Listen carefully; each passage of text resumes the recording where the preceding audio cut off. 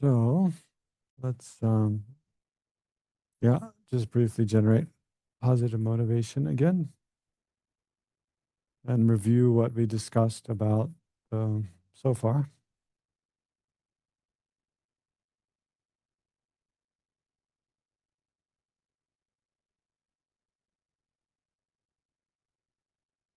Yeah, about the importance of this practice, how it's related to Tantra, the importance of compassion together with emptiness, the difference between ultimate bodhicitta, conventional bodhicitta, and then actual uncontrived bodhicitta versus contrived bodhicitta.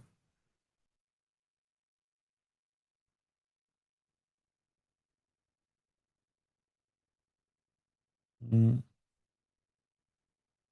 yeah, and generate positive motivation, bodhicitta motivation, in whatever way feels authentic for you.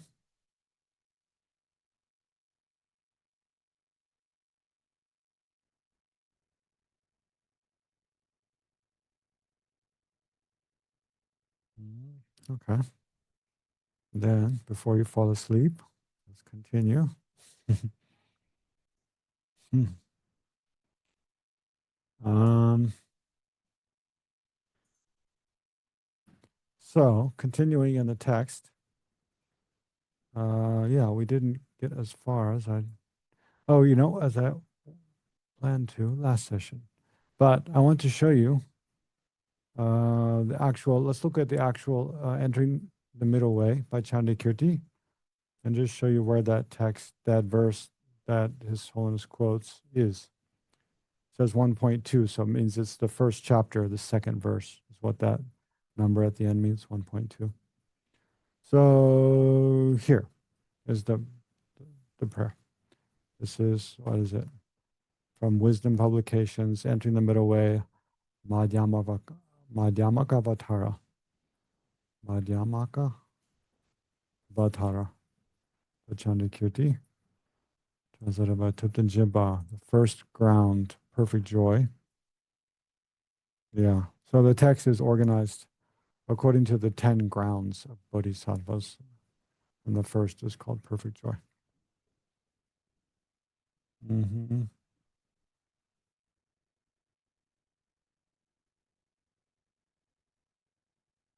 Mm-hmm. So he does, well, this is the translator's homage, where it says, I pay homage to the gentle Lord Manjushri. That's added by the translators, who translated it from Sanskrit to Tibetan. Then Chandakirti says, Shravakas means hearers, and middle level Buddhas means the solitary realizers. You know, this thing is annoying me. Delete that. Shravakas and middle level Buddhas arise from sovereign sages. So sovereign sages means Buddhas.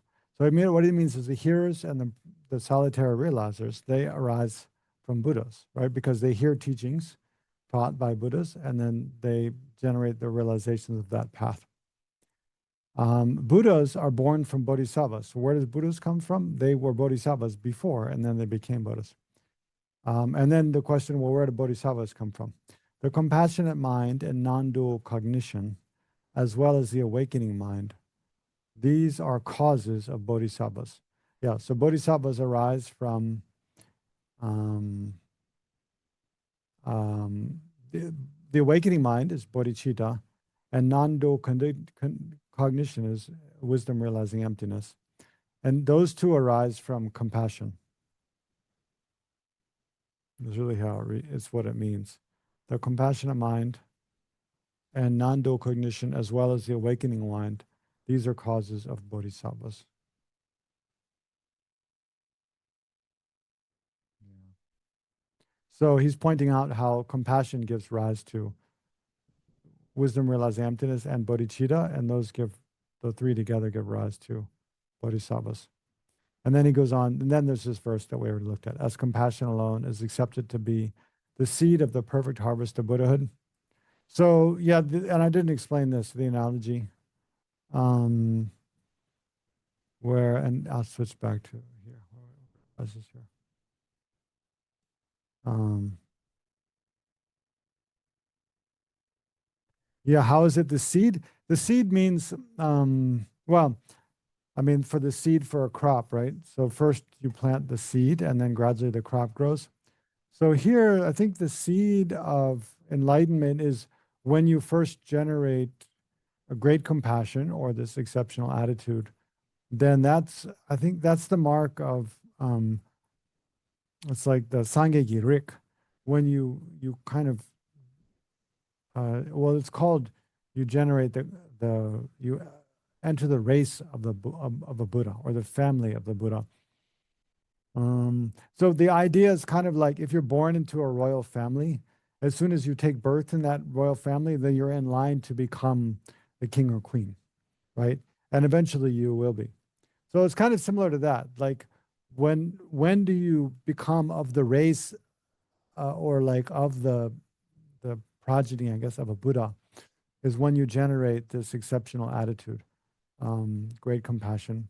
And that's like the seed of your future enlightenment. So it's not that we don't have we all have the potential for enlightenment within us, but it's what kind of sort of ripens that seed such that it's clearly on the path to becoming fully developed, right? So anyway, so the compassion is like the seed of the perfect harvest of Buddhahood. It's the water that nourishes them. Then even after we enter the actual path and we're on, practicing the path of accumulation, preparation, path of seeing, path of meditation, then what is it that compels one to keep practicing, right? Because it takes a long time and it's very difficult to do. So what is it that compels one to keep going is also bodhicitta, right? I mean, sorry, is also compassion. Is also compassion, seeing the suffering of other sentient beings and continually one's wish to do something to relieve the others from suffering grows and grows. And that's like the fuel that keeps one going. So it's the water that nourishes the seed and the fruit that is a long source of enjoyment. So the fruit, of course, is when you achieve full enlightenment, that's your own, you've reached the end of the path of no more learning. But then what is it that compels, once a person has become fully enlightened, that compels them to continually keep acting and engaging in activities to benefit other sentient beings is also compassion, right? So in short, he's saying compassion is important at the very beginning. It's important all during the path, and it's even important at the end, at the time of the result of the path. So he's praising compassion in that way. I don't think.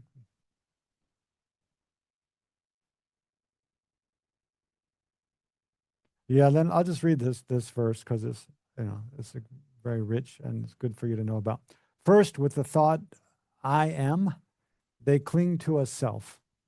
Then with the thought, mine, they become attached to things. Like buckets on a water wheel, they turn without control. I bow to the compassion that cares for sentient beings.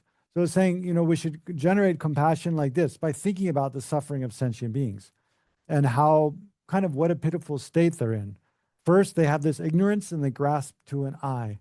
First, with the thought, I am, they cling to a self that is totally, it doesn't really exist in the way, not that we don't have a self, we have a self, but we cling to a self in an exaggerated way. We exaggerate the kind of independent and autonomous reality that the self has. So it appears like that through our imprints of ignorance in the past, and we believe that appearance as real. So first with the thought, I am, they cling to a self.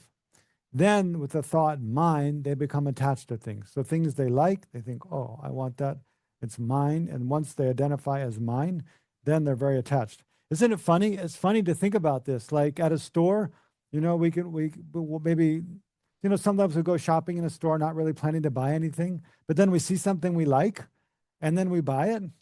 And then, which means we give a little money and then it's mine, right? Because we've given some money for it.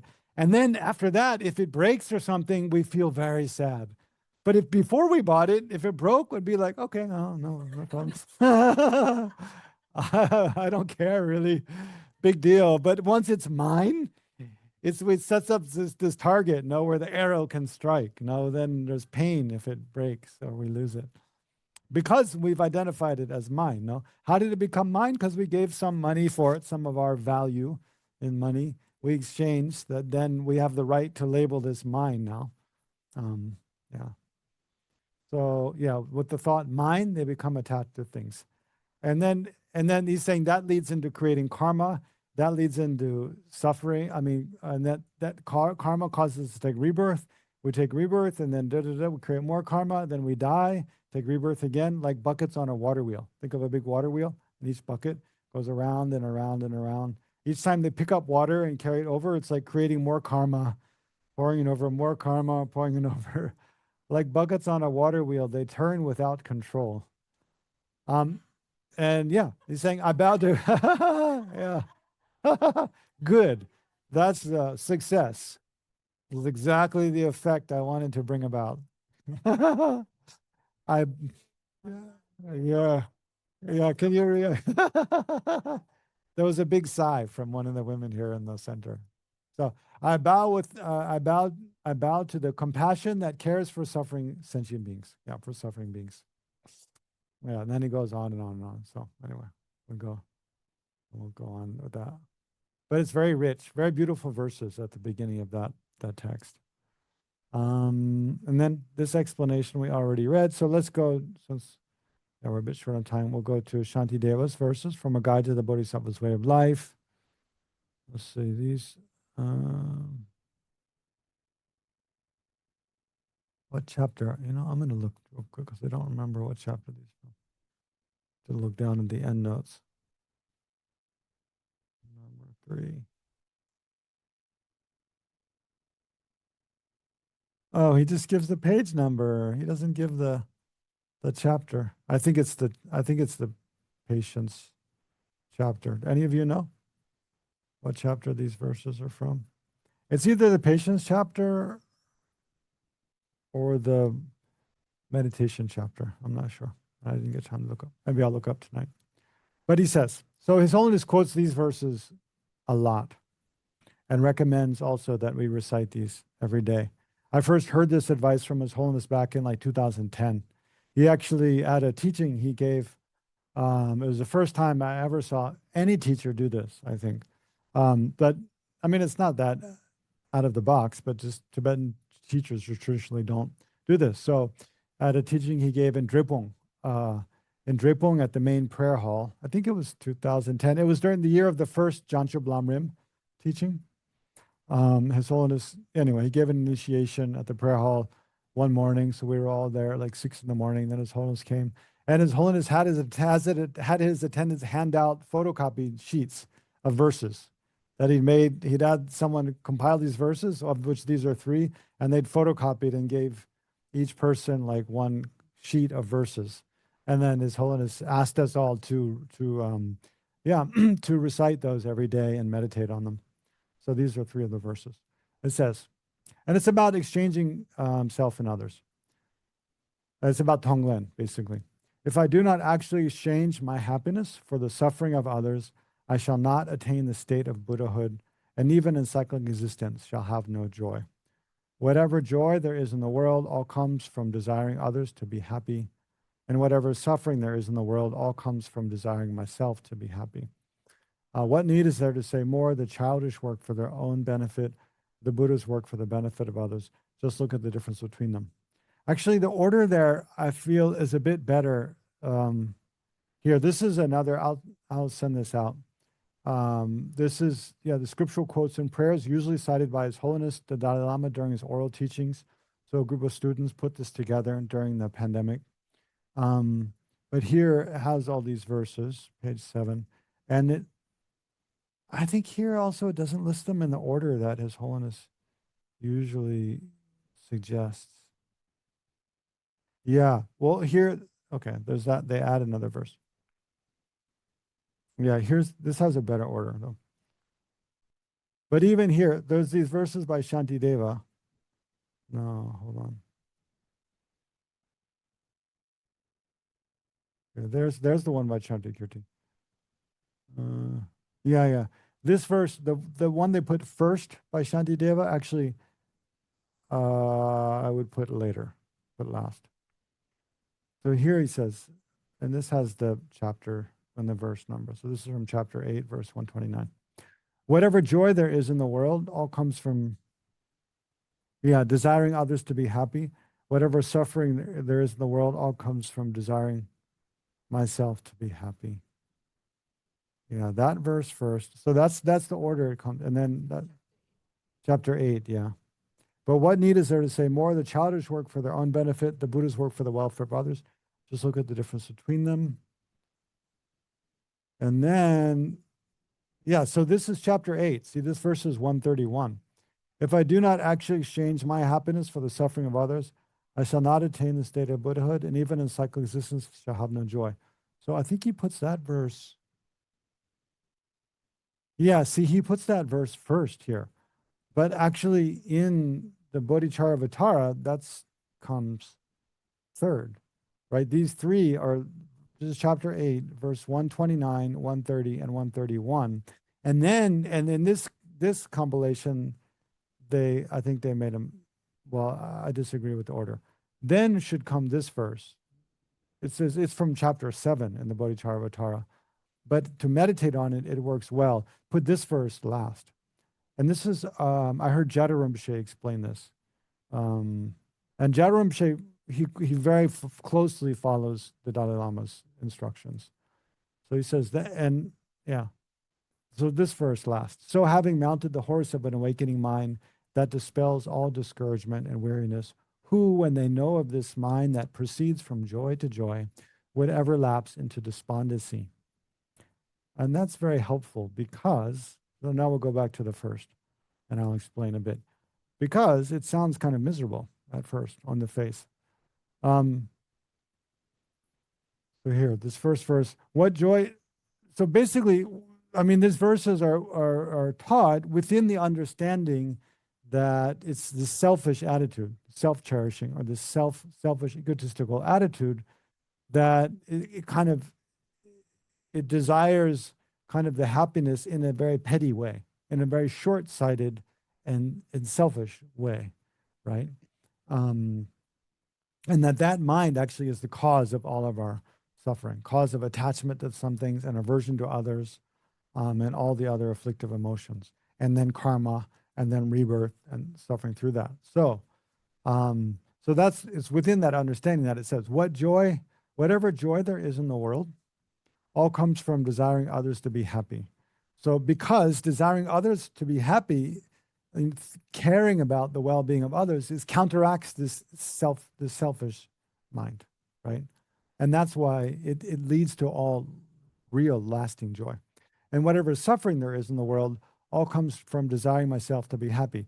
So that needs some interpretation, because the reason, we're studying this and thinking about it is because we want to be happy, right? So it's not talking about long-term happiness here. It's talking about very short-term contaminated happiness. So whatever suffering there is in the world all comes from this wish, this desire for happiness that only considers oneself alone, right? And considers oneself in a way that's in competition with others or disconnected from others, or because there's a way of caring about oneself whereby caring about oneself means not caring about others, right? It's totally disconnected. Whereas there's a more wholesome way of caring about oneself, recognizing the interdependence of self and others, right? So we have to distinguish between those two. And here, when he says, and whatever suffering there is in the world all comes from desiring myself to be happy, it means this small-minded, kind of petty, just selfish concern, right? Which leads us to do things that maybe we feel happy about, but become like a disappointment and a source of unhappiness for people who care about us, for people who know us, right? Yeah. When we're teenagers, we do a lot of stuff like that. Makes us feel happy, but like our parents feel really disappointed by those kind of things. And that's, yeah, it's part of developing the ego to do those things. No. Okay. So then he goes on, but what need is there to say much more? The childish, and so see here he's talking about this childish way of going about being happy is a cause of suffering. What need to say much more? The childish work for their own benefit. So exclusively their own, just think about themselves only. The Buddhas work solely for the benefit of others. Yeah, there's actually a solely, they missed the term, bashik. The Buddhas work solely for the benefit of others. Just look at the difference between them, right? So those with just petty, totally selfish interest, yes, they might have some success and so forth, but ultimately they're not very happy. The Buddhas, they just don't think about themselves at all, totally, devote their lives working for the welfare of others. And by the way, it brings them the greatest happiness and benefit. And then it says, if I do not actually exchange my happiness for the suffering of others, so this is talking about Tonglen. If I do not actually exchange my happiness for the suffering of others, I shall not attain the state of Buddhahood. And even in cyclic existence, shall have no joy. So, means, yeah, if I don't practice Tonglen, where I, I recognize the being selfishness and self-centeredness as the root of all my problems, and recognize that cherishing others, generating loving kindness and compassion, caring about others, will lead me from happiness to happiness. And I recognize, I have a deep sense of gratitude for the way other sentient beings have greatly benefited me from life to life and also this life, and I wish to repay that kindness. Then, if I don't meditate on taking their sufferings, wishing that all their suffering and cause of suffering could ripen upon me, and then becomes an antidote to my own selfish concern and my own ignorance as well. And then I imagine all the things that I enjoy, my possessions, my roots of merit, and even my very own body. Imagine it transforms into things that would be beneficial to others, and I offer it to them. Offer my entire life to others. So if I don't do that, then I'll never become enlightened. And even in this life, because as long as I'm under the control of this total selfish attitude, caring only about myself and not caring about others, then even in this life I won't be happy. Or any life in cyclic existence. That's what it's saying. And then, because that sounds quite difficult, as many people mention, most people experience when you practice Tonglen, there's definitely, almost everyone experiences kind of fear at some point that, well, by taking the suffering of others upon myself, won't I become overwhelmed with, sense of the misery of others? There's definitely a danger of that if we don't think about it in a more, skillful way. And by practicing compassion, won't others just take advantage of me, and won't I become exhausted and end up enabling others a malign behavior? Well, there's also a danger of that, right? We have to use kind of wisdom to use our time and energy in a way that is actually beneficial for ourselves in the long term, and also beneficial to others, right? And not let others take advantage of us. If it's, in a way that cannot benefit our practice, right? Is counteractive to our wholesome practice. So, because that's a real danger, then you put this verse last. So, having mounted the horse of an awakening mind, that dispels all discouragement and weariness, right? So relating to this aspiration to become fully enlightened, bodhicitta, in a way that gives us great courage and strength. This is a theme His Holiness speaks about a lot, that, a correct mind of compassion and mind of bodhicitta gives us great courage to face any challenge, right? And gives us great inner strength, no matter, even if everything around us is not going well and people are criticizing us. So having mounted the horse of an awakening mind that dispels all discouragement and weariness, who, when they know of this mind, that proceeds from joy to joy. So if we correctly, generate compassion and bodhicitta, It just leads us from happiness to happiness. Because, especially think in terms of Lojong and mind training, you learn to take difficult circumstances, take problems into the path, transform problems into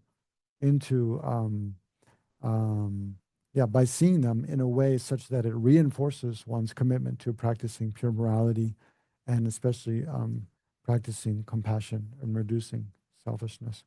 So who, when they know of this mind that proceeds from joy to joy, would ever lapse into despondency? Yeah. So then put that verse last. Then it helps to protect from the being overwhelmed by the practice of Tonglen. But that verse he didn't include here. So then His Holiness explains, and then we'll meditate. Buddha Shakyamuni, who is our uncommon and ultimate object of refuge, attained the state of enlightenment as a result of the practice of compassion. It is for these reasons that Chandakirti first pays homage to and praises compassion. And then it goes on to give instruction for the meditation. So maybe that's a good place to ask if there's any questions. Are there any questions about any of those verses?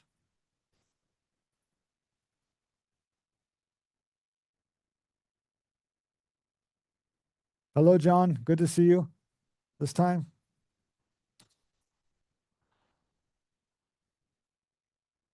Yeah. Yeah. He'd asked me to explain this practice before at Sitchin but couldn't be there live during that time. So now I can be here live.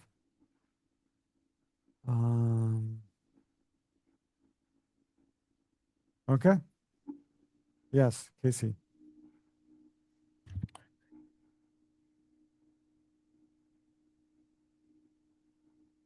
So we doing Tonglen. His Holiness just explained Tonglen practice. In what you would the verses there are recited. And that's in lieu of that 7-point cause and effect to generate bodhicitta. So we'll do that as part of the meditation. Yes.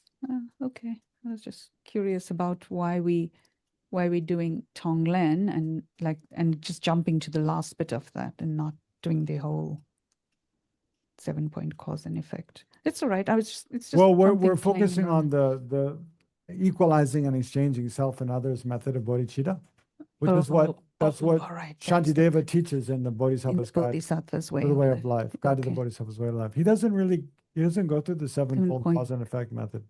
In there. Okay. And that's the one His Holiness feels that method is more effective for generally more effective, especially for contemporary audience. Okay. Brilliant. Thank you. Sure.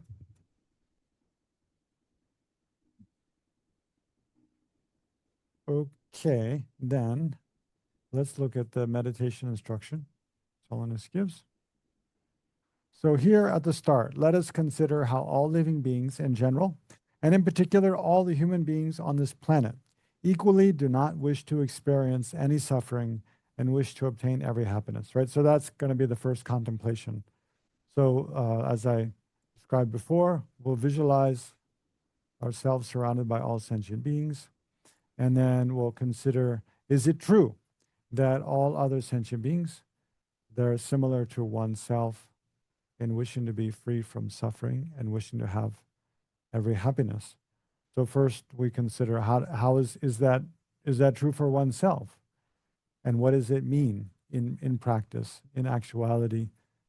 How does that arise in our own minds, the wish to be free from suffering, and how? And the wish not to experience any suffering, as it says here. And then the wish to have happiness, how does that arise in our own minds?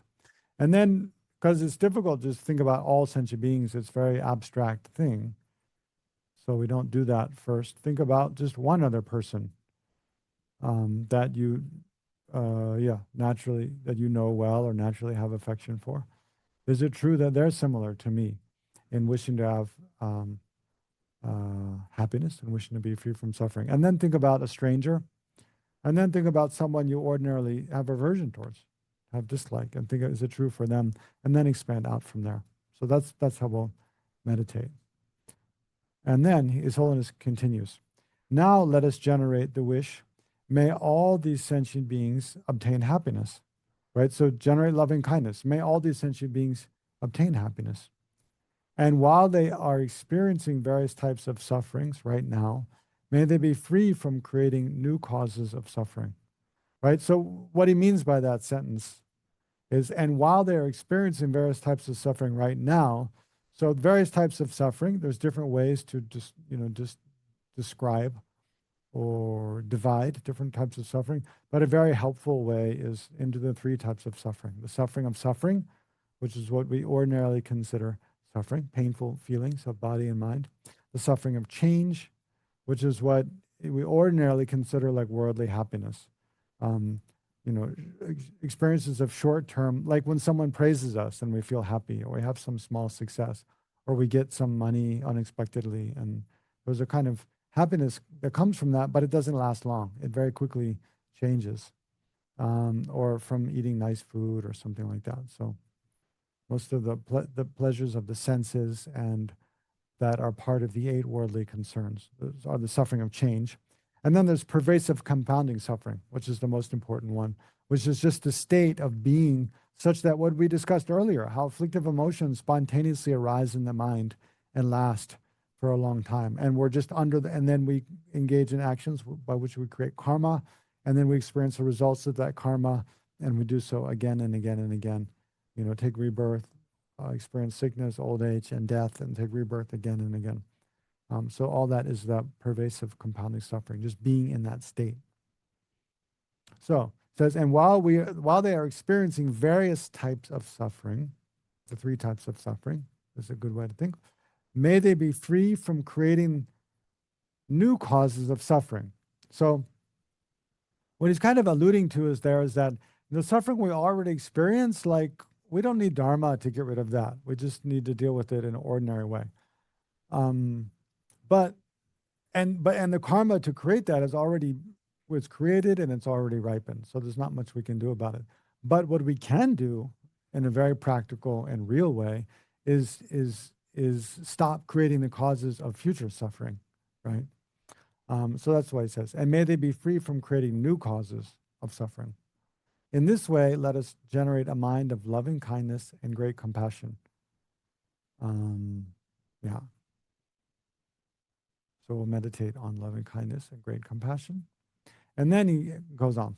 During this brief time of our meditation, we can cultivate a sincere motivation and aspiration to free all living beings in the 3 realms.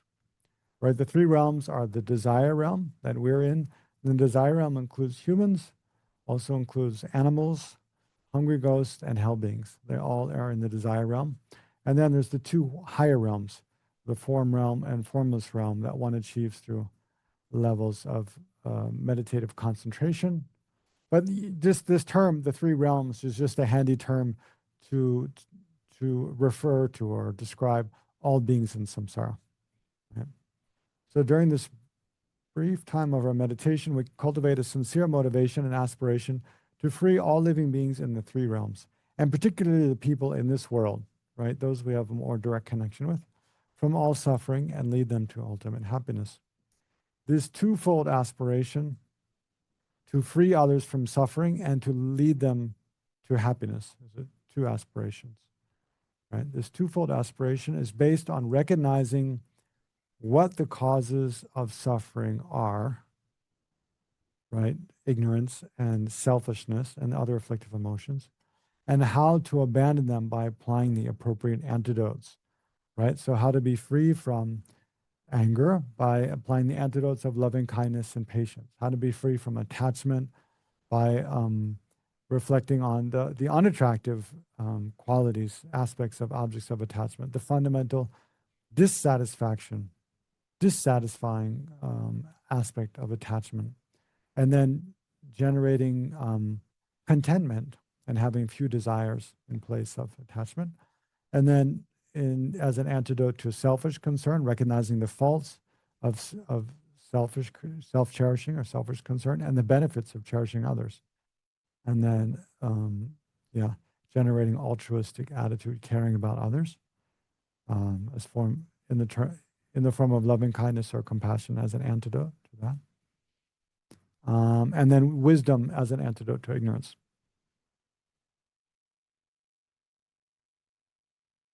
So this twofold aspiration of loving kindness and compassion is based on recognizing what the causes of suffering are and how to abandon them by applying the appropriate antidotes.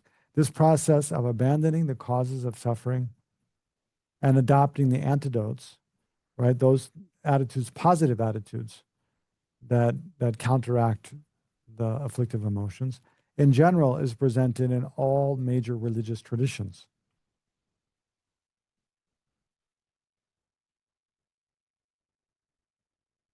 Buddha Shakyamuni, however, specifically presents the unique technique of combining both method and wisdom as a means. So method is here mainly compassion and loving kindness, and wisdom is wisdom of emptiness.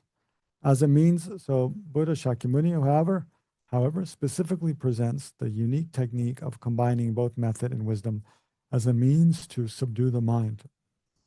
So combining method and wisdom together.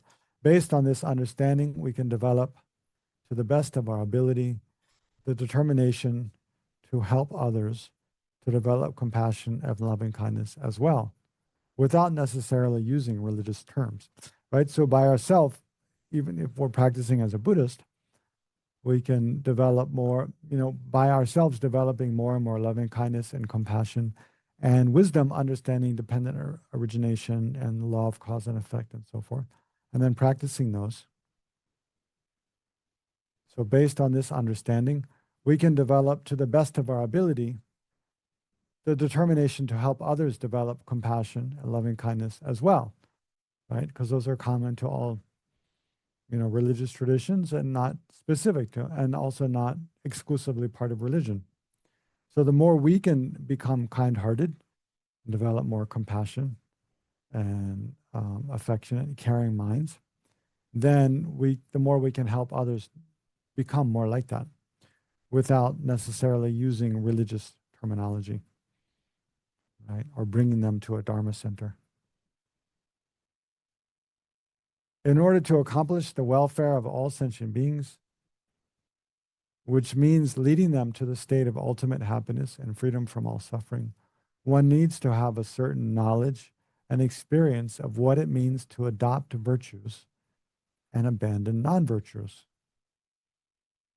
Right? So in order to, benefit sentient beings, we have to have some experience in our own practice of success in adopting more and more virtuous actions and reducing and abandoning non-virtuous or harmful actions, right?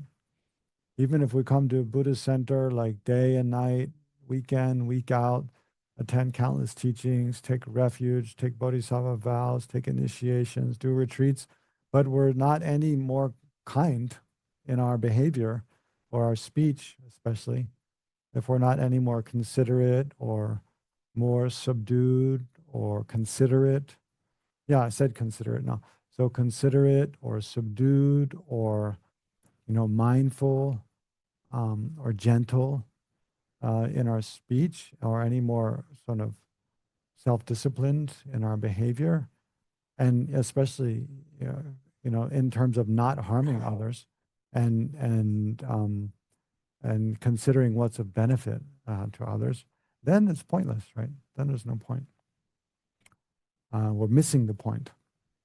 So in order to accomplish the welfare of all sentient beings, which means leading them to the state of ultimate happiness and freedom from all suffering, one needs to have a certain knowledge and experience of what it means to adopt virtues and abandon non-virtues.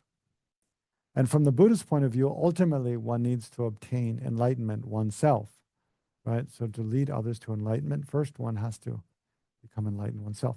Therefore, let us now generate the determination to obtain Buddhahood for the sake of all sentient beings. The state that Buddha Shakyamuni achieved, the threefold enlightened bodies that has abandoned all faults and gained all realizations. So there's the description, the short description of what enlightenment is to have abandoned all faults and gained all realizations. for those who have previously received tantric initiations, you can generate yourself as a deity, such as Avalokiteshvara. Then imagine that your aspiration to achieve enlightenment for the sake of all sentient beings, which is a strong determination and pledge, transforms into a white full moon disk, which rests flat at the level of your heart, as I described before. So there, His Holiness doesn't really describe specifically meditation on Tonglen or the sevenfold cause and effect method.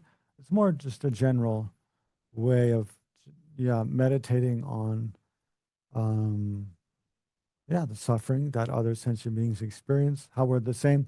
Well, as I recall, the steps, it kind of goes through our first, this observation that we're all the same in wanting to be free from suffering and wanting to have happiness, right? So we have to reflect on that. And then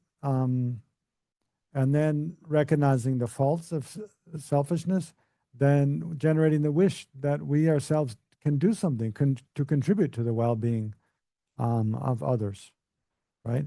And then recognizing that to actually contribute to the well-being of others, we have to develop some qualities ourselves first. We have to actually have an experience of the practice of abandoning non-virtue and increasing virtue, right? Of abandoning destructive states of mind and increasing the antidotes, the positive states of mind, like wisdom and compassion.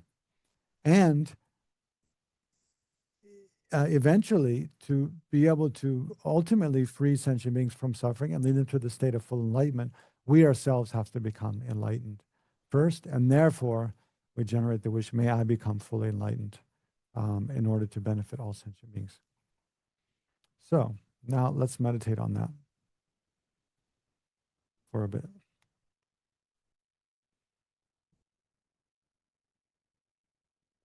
In a more specific way. Actually, all of what we're doing is already meditation, because with a positive attitude, we're making our minds more familiar with bodhicitta and all the different causes and reasonings to develop bodhicitta.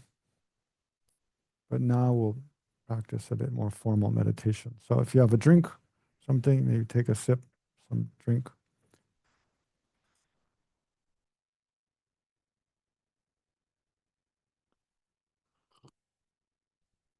We don't want you to finish meditating on bodhicitta and look like a raisin or be faint from dehydration. See, we have to take care of our own happiness to bring happiness to others.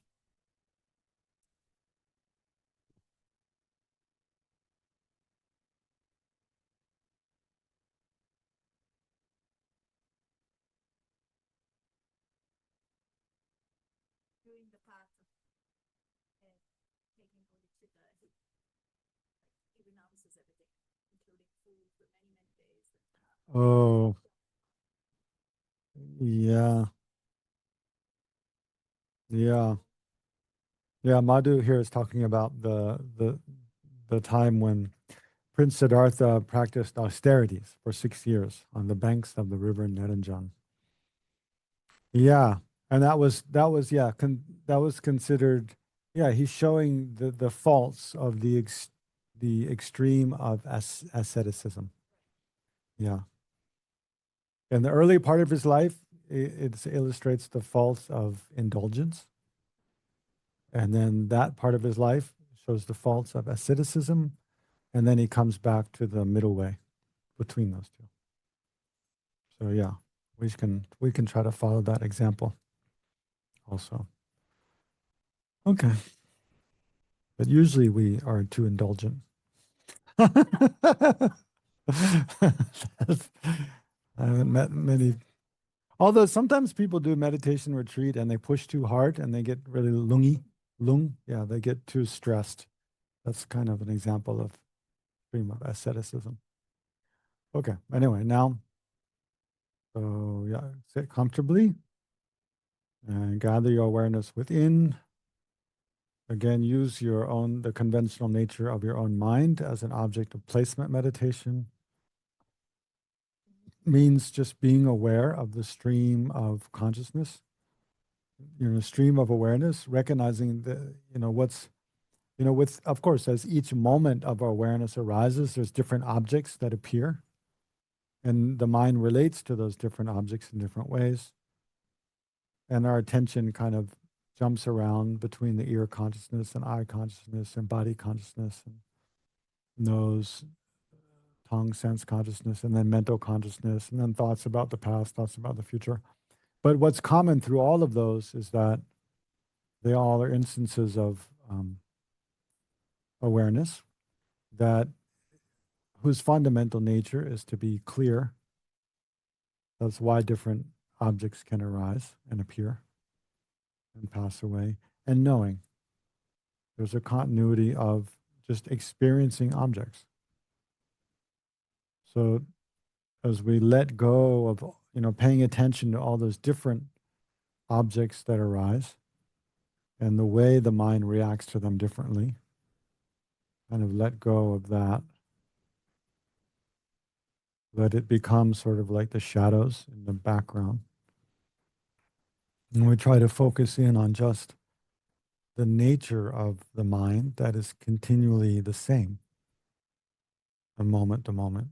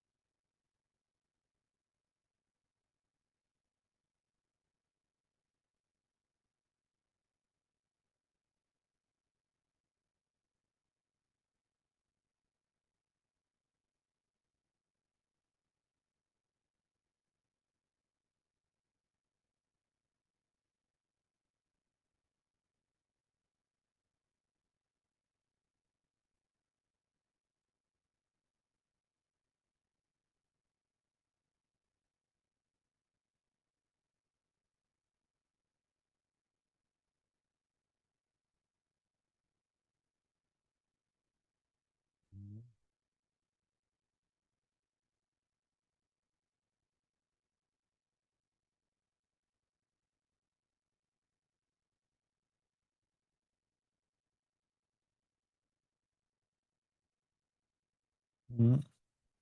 And then also, as I was mentioned earlier, so before we actually start meditating on compassion and bodhicitta, try to sort of deconstruct your idea of yourself as a person. And so, not in a very intellectual way or very elaborate way, but just see if in your mind, as you observe the stream of consciousness, or the stream, the conventional nature of the mind, the stream of consciousness through each moment, recognize how, so much of uh, the basis of our identity is just things of this life, our body of this life, and how, like our body of this life, it's just like a guest house we're staying in temporarily. We'll leave at the time of death. We are separated from this body to never meet with it again. So try to see if you can relax your clinging in your sort of identity as it relates to the body. Sort of let that go a bit, generate some detachment in relation to that. And then because we have this body, we're born to a set of parents in a particular society with a set of extended family, relatives. And then because we have this body also, we have this, the world appears to us in a particular way as a human being. We experience things through our eye consciousness, our ear consciousness, nose, body sense consciousness. And we have a whole set of ideas and dependence upon our language as well. And recognize how all that disappears at the time of death. Just becomes like a dream of last night.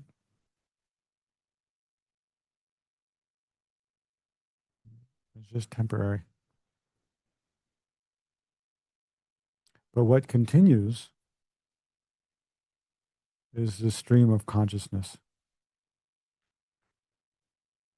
So try to identify more closely with just this, the nature of consciousness.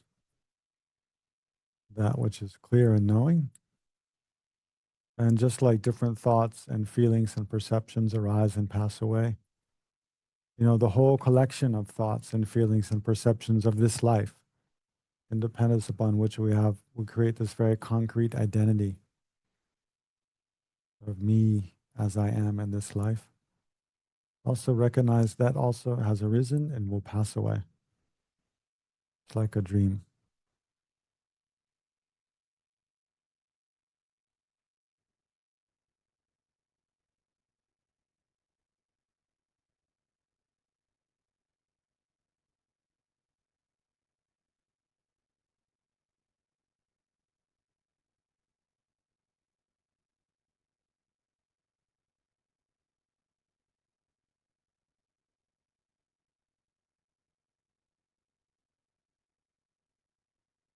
Mm. And so now at the very center of our identity, we replace all those, you know, identification with this body and family and society and all the appearances of this life. We try to replace all that. So let all that just kind of dissolve. And we try to replace that with this attitude of great compassion and bodhicitta.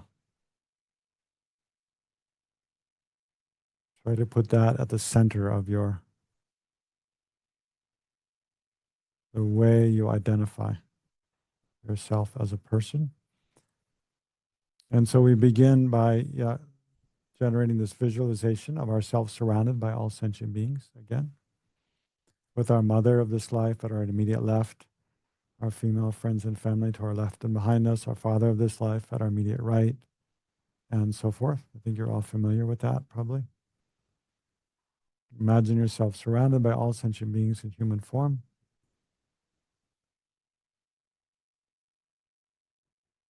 And we ask this question, are they all the same as me in wishing to have happiness and well-being? And so again, start with oneself. You can ask oneself, do I have a wish to have well-being and happiness? What shape does that take? What does that mean for me in different ways, in more shallow ways and more deep ways?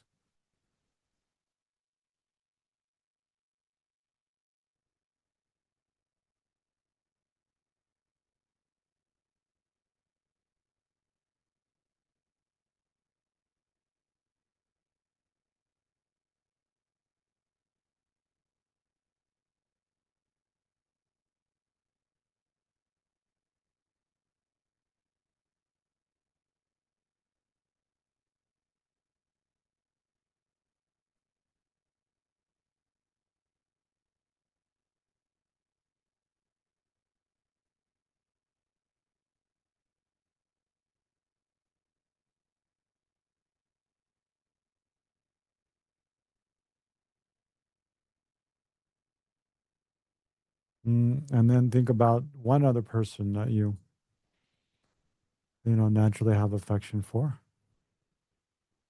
Are they the same as me, wanting to have happiness and well-being? What does that mean for them? What shape does that take for them?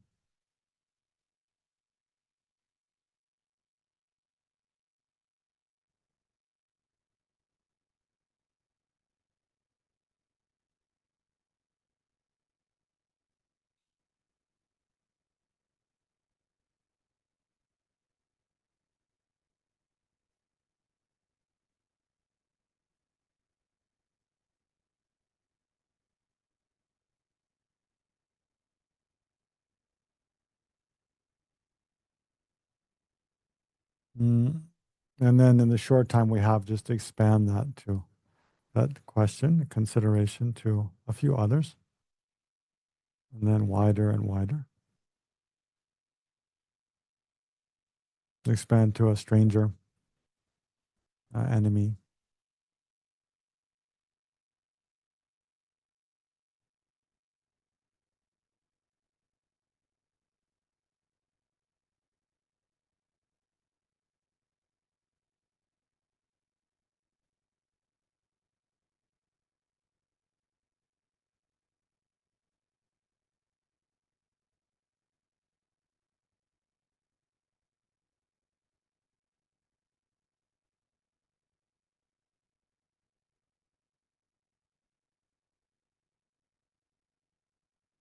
And then generate loving kindness, wishing that, not only recognizing they're the same as wanting to have happiness, but wishing that they have that.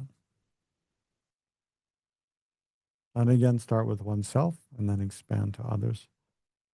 So loving kindness, wishing, thinking, may I be well, may I be happy for oneself, and then expanding that to another, the same person, someone we naturally have affection for, and then to a stranger, to an enemy, and beyond, to all sentient beings.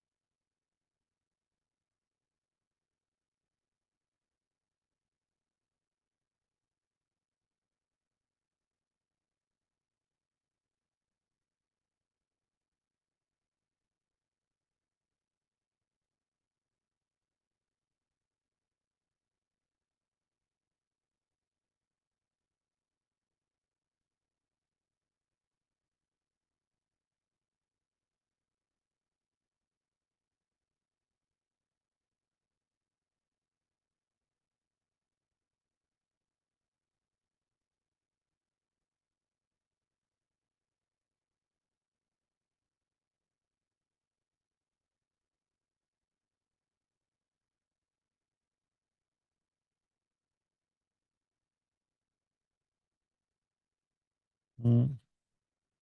And then meditating on, yeah, is it the same on our commonality with others in wishing to be free from suffering? So do we ourselves, does oneself, have the wish to be free from suffering? And in what way does that wish arise? What shape? What does that look like? How do we experience that wish to be free from suffering?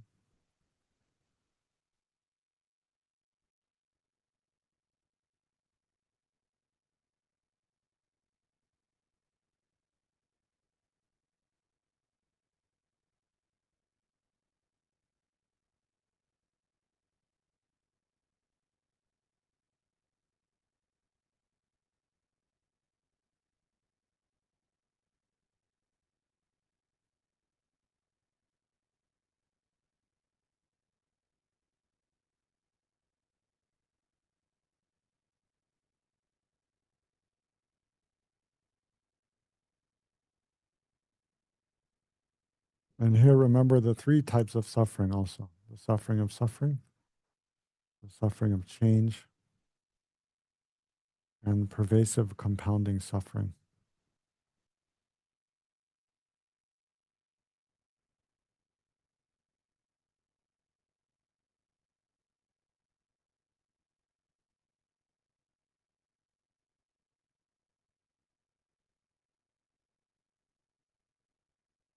And then, is it true that others wish to be free from suffering just as we do? So, again, first think of someone you naturally have affection for, and then a stranger, and then someone you tend to have aversion towards.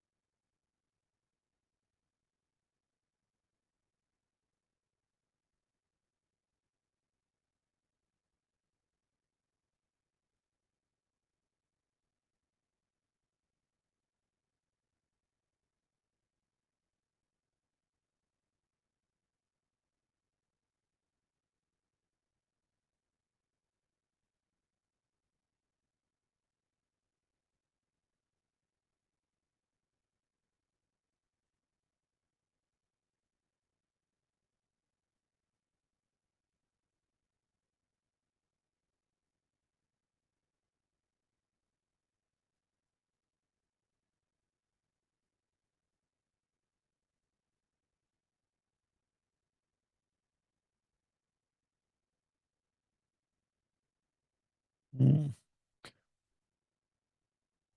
So here, yeah, so seeing that how other sentient beings are the same as us in these ways, wishing to have happiness, wishing to be free from suffering.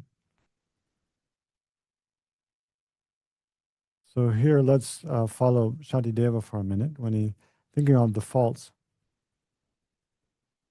of a self-centered attitude, of the faults of self-cherishing.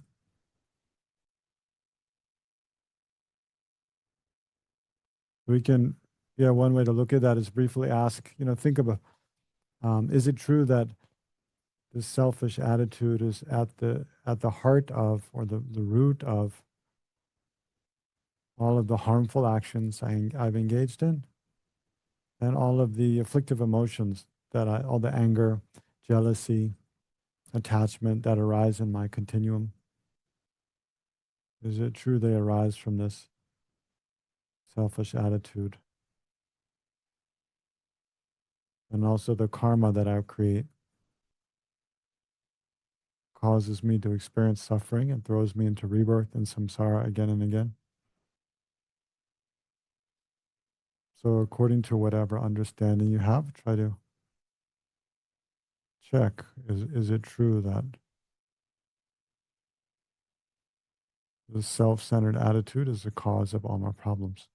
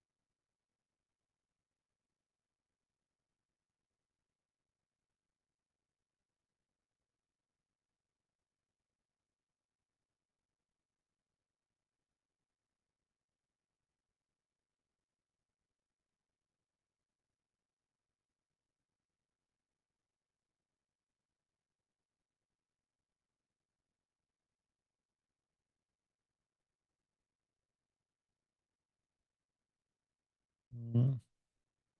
And then is it the case that cherishing others is a cause of infinite benefit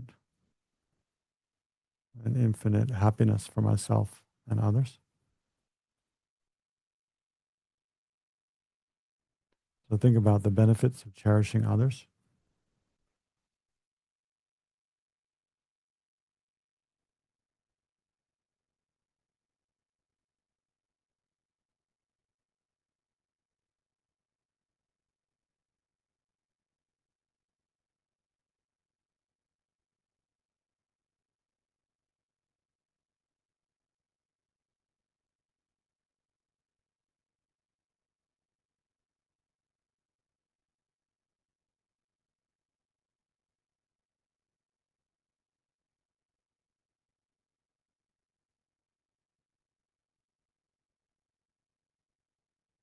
As Shantideva says, as long as we don't exchange our own happiness for the suffering of others, uh, we'll never achieve enlightenment, and even in samsara, there'll be no happiness.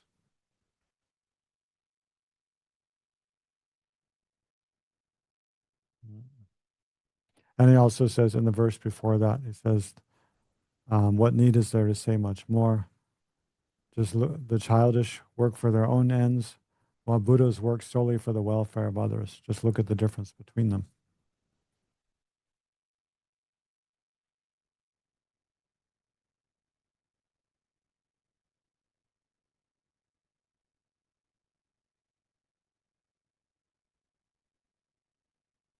Mm. So then seeing that difference, then also can help. Let's meditate on the kindness of others for a moment and generate gratitude. Think how the infinite different ways that others, either directly, like our parents, our friends, our spouse, our children, or indirectly, contribute to the welfare and enjoyment that we have just in this life, not to mention countless previous lives or future lives.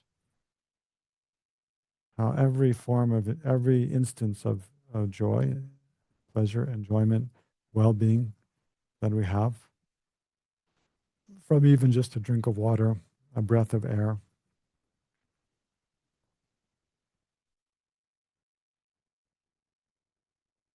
comes about in dependence upon other sentient beings.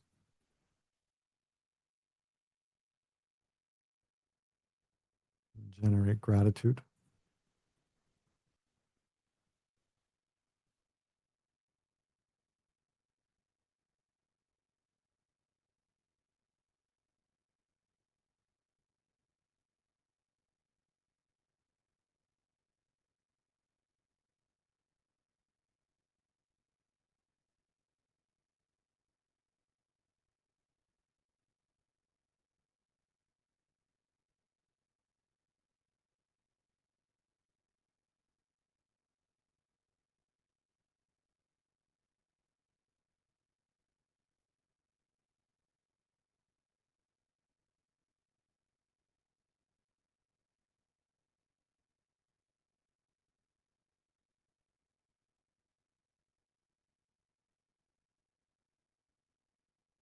Mm. So then combining these two, this gratitude for the way other sentient beings contribute to our well-being. Even the Buddha, Dharma, Sangha, all the Buddhist teachings exist in dependence upon sentient beings. So combining this gratitude towards other sentient beings with the awareness of the way they suffer, how they experience the suffering of suffering, changeable suffering, and the pervasive compounding suffering, how they're under the control of afflictive emotions and karma, with almost no way to escape from those. Then generate compassion for oneself and especially compassion for other sentient beings. Again, beginning with oneself, then extending to one person you naturally have affection for, then a stranger, and then someone you ordinarily have aversion for, and then expanding out more and more to all sentient beings without excluding one and without bias.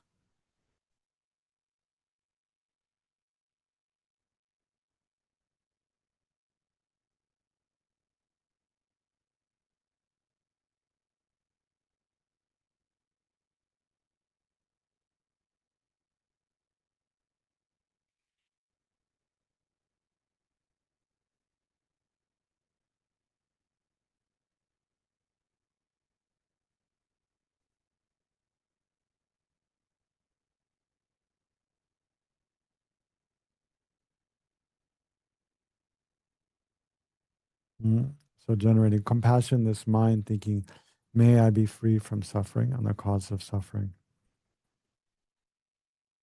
May others be free from suffering and the causes of suffering, observing the suffering they experience.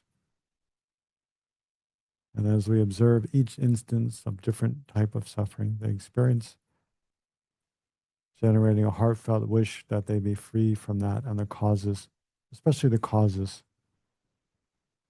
of future suffering, and that they can refrain from creating the causes of suffering. As His Holiness specifically mentioned,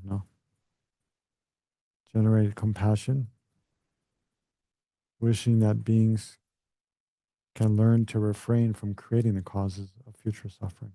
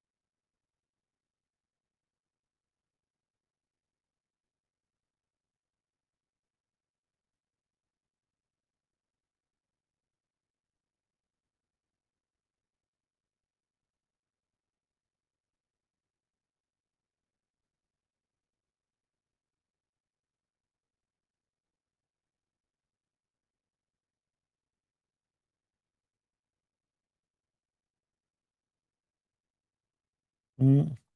And then, yeah, I think that in order to actually free all sentient beings from suffering, like it's one thing to wish for that, that's excellent. But to actually achieve that, then I myself must eliminate my own faults and develop and perfect my own positive qualities. So I must achieve the state of full enlightenment in order to be of greater and greater benefit to others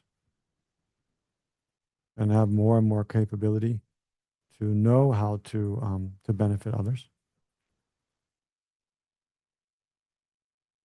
So then try to generate this attitude of bodhicitta, wishing, aspiring to achieve full enlightenment,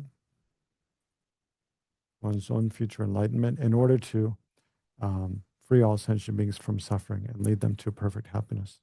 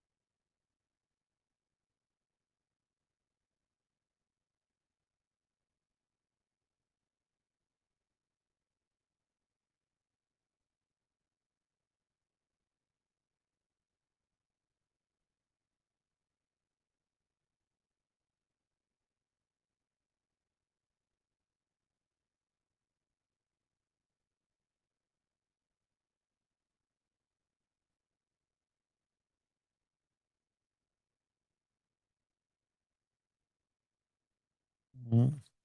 And then imagine this attitude of bodhicitta arises as a, so this mind of bodhicitta that you're meditating on arises as a moon disk at your heart. So a disk of brilliant, beautiful white light, radiating like the full moon in all directions, and resting like horizontally at your heart chakra. So try to visualize that clearly. And as you visualize that, then like I was saying before, strongly identify with that as if this is me. This is my true nature.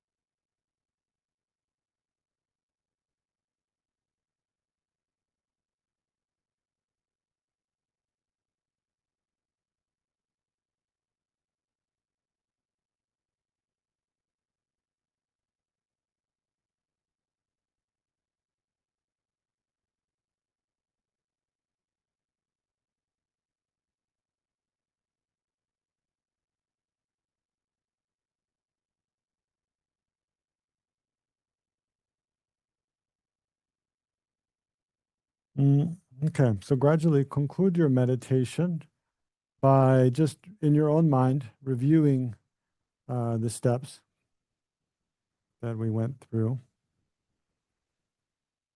and the conclusion, visualizing this brilliant white disk at the heart.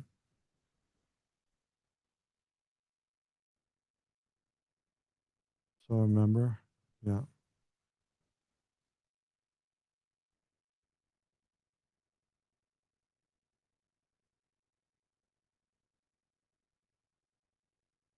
Mm.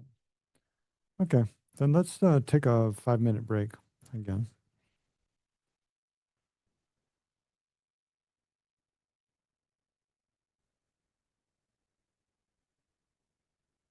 So,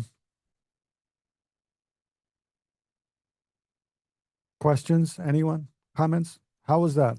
I know, that's a long meditation. It was long. We should have taken a break right at the beginning. I forgot. And then, but there's a lot of steps. And yeah. So, yeah. Sometimes, I mean, like any of the methods you use to meditate on bodhicitta, they're all like that. They have many steps.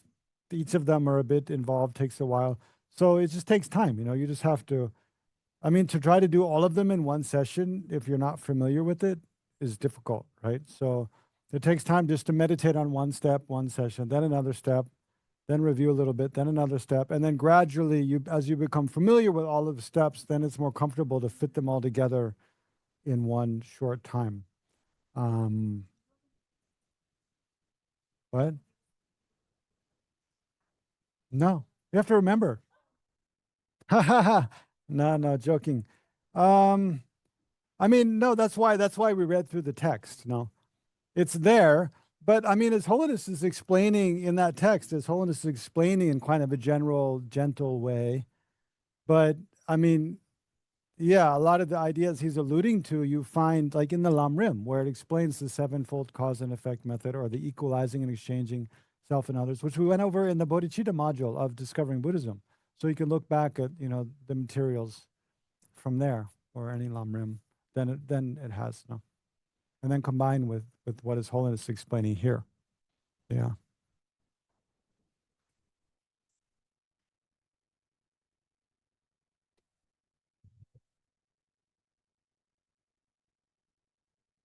Usually for people with less time, are there abbreviated versions of accelerated paths to enlightenment and bodhicitta? Yeah. Yes. There's a, yeah, for those in Silicon Valley who have a lot of money, there's, And less time, yeah. Yeah. And bigger ego. No. You mean what's your question actually, Yes, Casey? like that was really long, that meditation, Yeah, you know. yeah. I honestly, we don't have the time to sit for that long. So is Yeah. there like a quicker way, like a snapshot? Of course. I mean, Yeah. it's like His Holiness is saying here, he meditates on this every morning, you know. And His Holiness has a lot of commitments. I'm sure he Right. doesn't meditate on this for more than a few minutes, Mm-hmm. right? Mm-hmm. So of course you can do that too. But that's what I was saying with the methods for, I mean, step by step generating like great compassion and bodhicitta. If you go through each step elaborately, it takes a very long time. But you spend time on each of like a little bit of, well, if you're, I mean, ideally you can do a retreat at some point and then spend a lot of time, right? But even if you can, as a daily practice, spend like 1 week just on the faults of self-cherishing, selfishness. 1 week then on the faults of cherishing others. And then when you think of each of those, you can just bring back all that, you remember all that Yeah, contemplation yeah. you did. Mm-hmm. And so when you do it as a daily practice in the morning, yeah, you just kind of try to extract the essence of this many hours of contemplation over years, no, Mm-hmm. and try to remember that in just a moment, no. Okay, generate great compassion, generate bodhicitta, for a minute, then emptiness for a minute, visualize for a minute, 3 minutes. Right. There you go. Right. Yeah. Yeah, you Yeah. have to learn to condense the path. Like, Yeah. it said that the Kadampa masters would say, someone is well familiar with the Lam Rim, they can meditate on the entire Lam Rim and the time it takes to mount a horse, right? Mm. Which is, a minute or Mhm. so, maybe 10 seconds. I don't know. Yeah. But it's just a degree of familiarity. Familiarity. Like the three scopes. Okay, the small Right. scope, middle scope, great scope. Mm. Mm. Then if we just think of the motivation for each of those, then that's kind of meditation on the entire Lam Rim, right? Room, yeah. Mm. Yeah. Okay. Yeah. Don't feel like you can't do it, though. Yes. You can. Yeah. You all can do it. Someday we'll all be hanging out in a pure land together, radiating infinite light rays from our bodies and competing to see who can liberate more sentient beings in one day than the other. Yeah. There's a competition in Pure Land. No, joking. It's just joking. Okay, my question is, if how do I phrase this? If I meditate on compassion, and sometimes there's a sense of discouragement,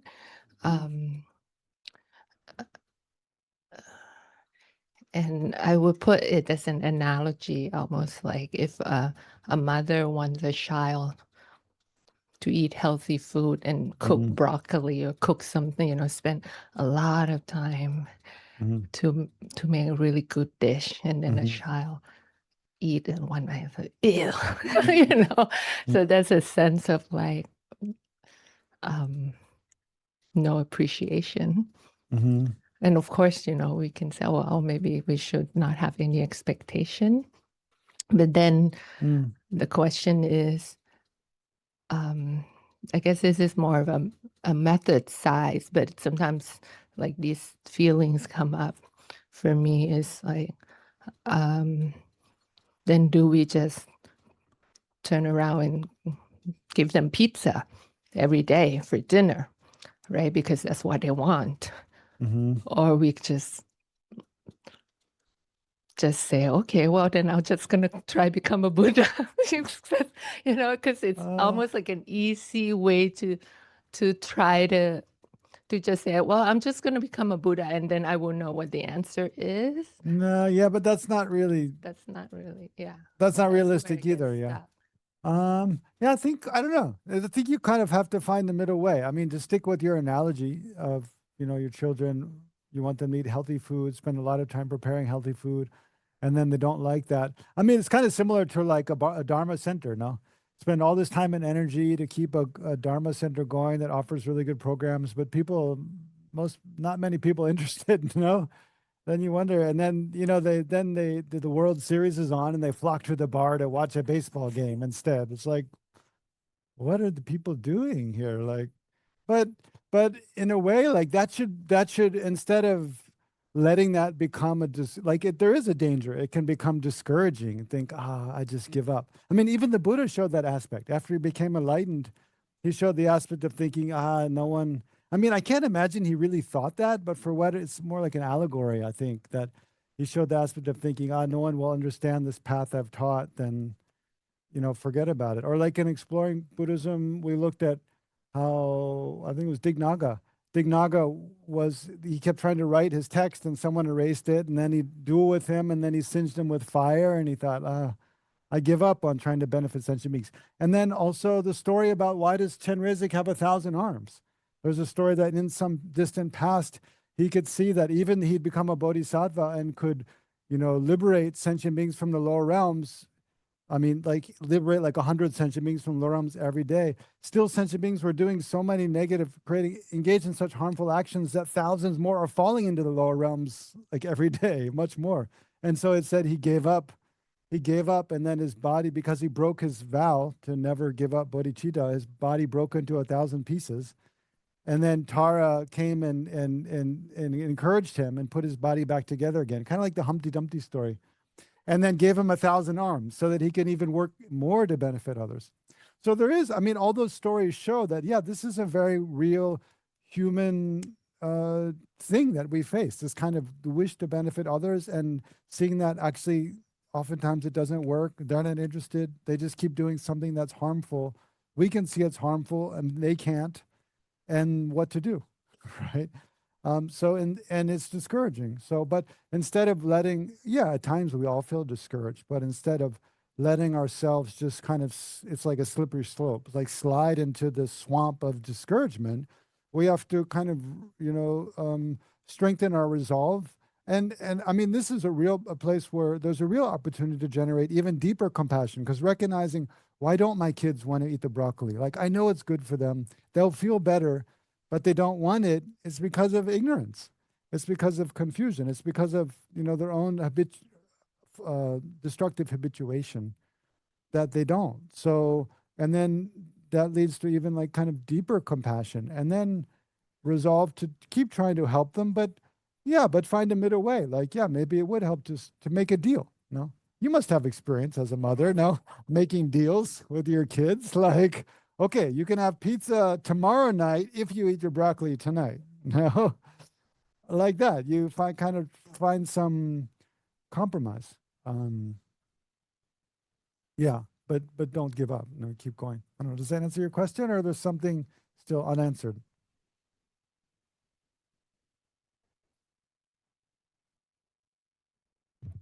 I think my question is, even though I don't give up, but like, how do we generate the attitude, like in the meditation, to really strengthen that resolve and like to find that strength?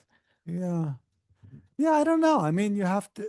I mean, I'm not sure I can give an answer that fits your mind. No, it's not like one answer fits everyone's mind. No, but I know one thing that helps in my mind, but I'm not sure it helps in others so much, is like think, well, what's the alternative of of strengthening that resolve? If I let that resolve just become weaker and weaker and weaker, then eventually you do lose it. No, and then what's the alternative? I just give up and accept, okay, I'm going to be in this kind of condition like forever, and other people are going to be in this condition forever.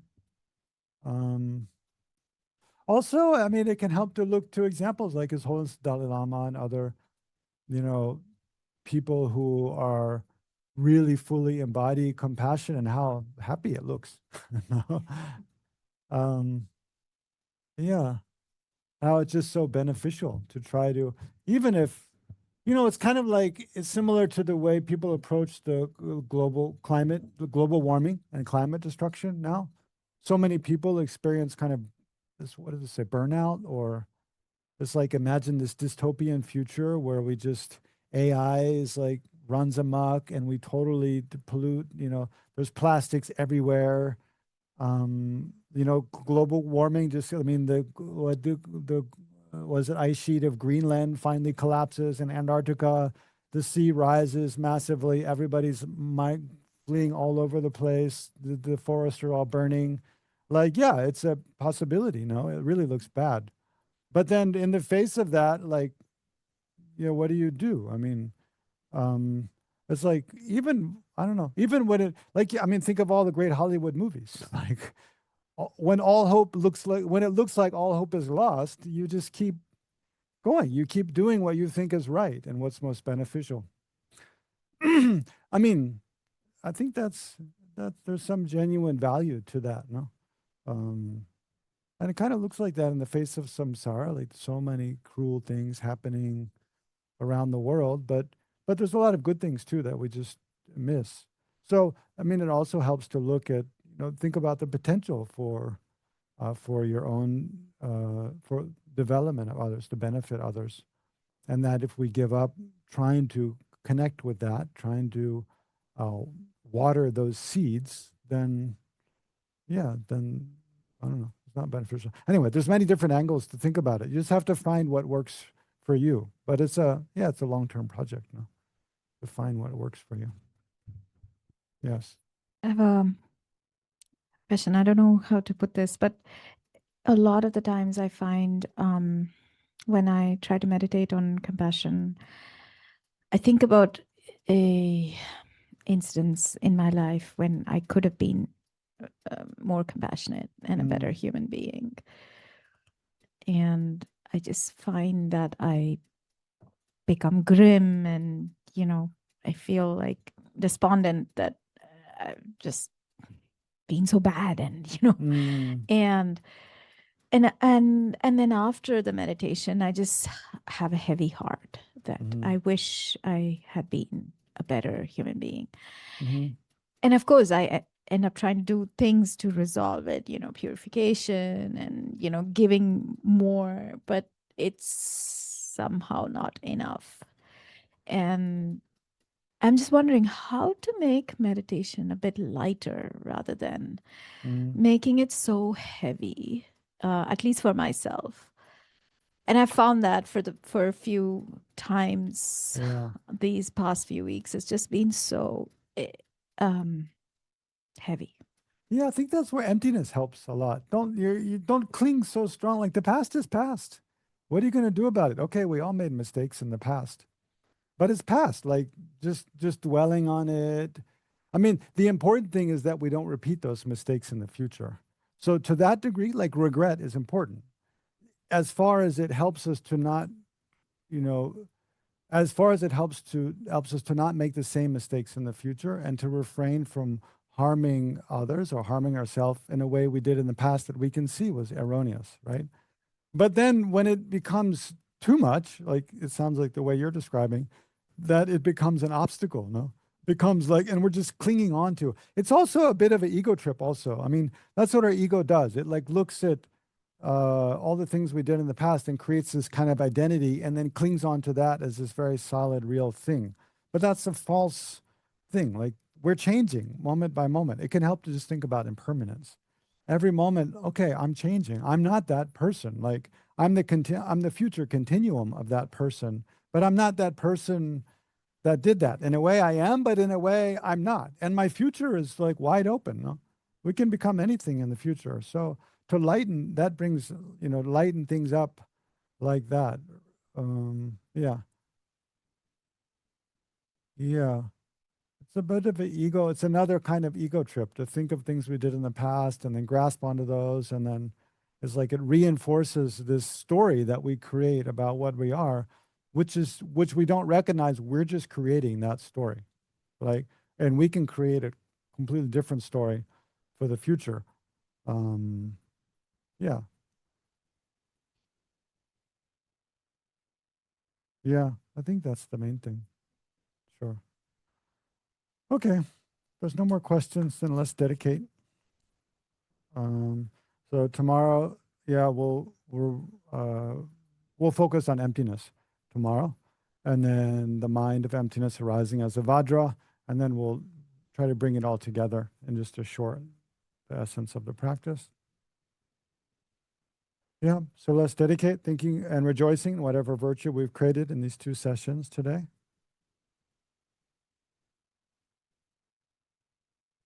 Rejoicing in our own efforts, the efforts of all the other participants in the session, and then all ordinary sentient beings like ourselves, and and all those who've made the Buddhist teachings available to us, from Shakyamuni Buddha down all the lineage gurus, all our own actual gurus, direct gurus, all the Sangha. So all this merit gathered together. Then in short, by the force of this, may the Buddha Dharma flourish in the world, and all the different religious traditions abide in harmony with one another. And may there be peace everywhere in the world, especially the wars in Ukraine and Middle East and Africa. Most recently, may they all be quickly and peacefully resolved. And may all beings be free from violence and harm, sickness, loneliness, mental illness, and so forth. Especially bring to mind anyone or any purpose you specifically like to pray for.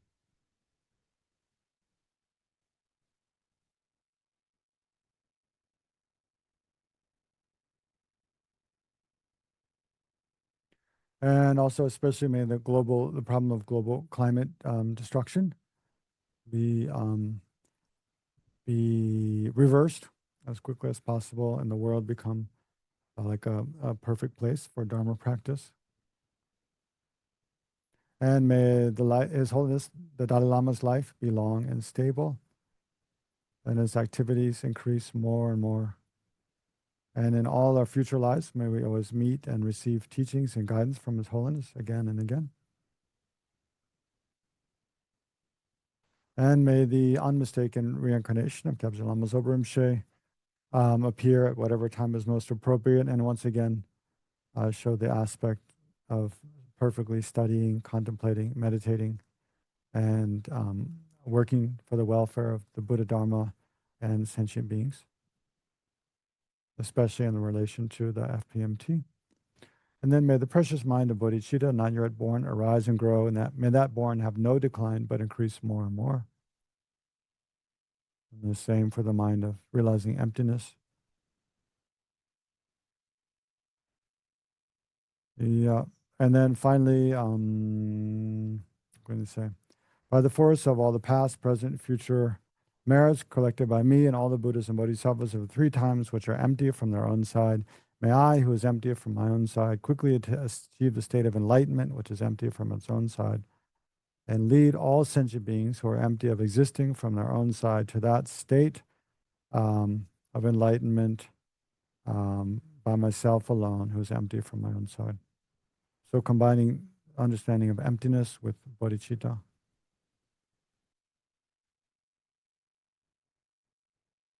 Wishing that all sentient beings achieve full enlightenment.